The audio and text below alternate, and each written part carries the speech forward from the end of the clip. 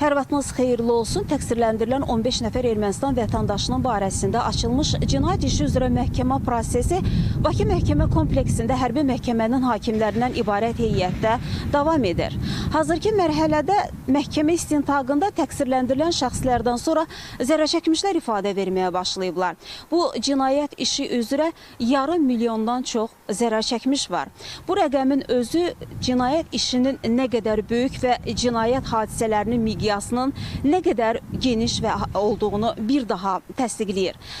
İlkin mərhələdə zərərçəkmişlər 1988-1990-cı ildə zərərçəkənlər ifadə verirlər. Demək, Azərbaycanın Xankəndi şəhərinin, Kərkicahan qəsəbəsinin, Naxçıvan Muxtar Respublikasının Kərki kəndinin və Qazaxın Bağanis ayrım kəndinin sakinləri ifadə verirlər. Məhkəmə prosesində 1988-1990-cı illərdə baş verən cinayət hadisələri ilkin mərhələdə araşdırılır. Və bütün bu hadisələr ikinci fəsil üzrə, cinayət işinin ikinci fəsil üzrə, təcavüzkar müharibənin aparılması fəsli üzrə araşdırmalar aparılır.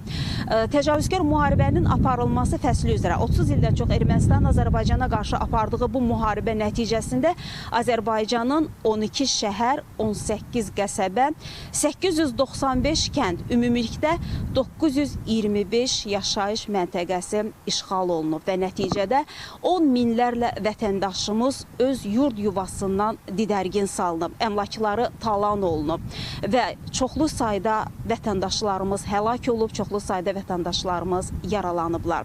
Zərərçəkmişlər ifadələrində hansı şəraitdə yaralandıqlarını, hansı faciədə əzizlərini itirdiklərini barədə məhkəmədə ifadə verirlər.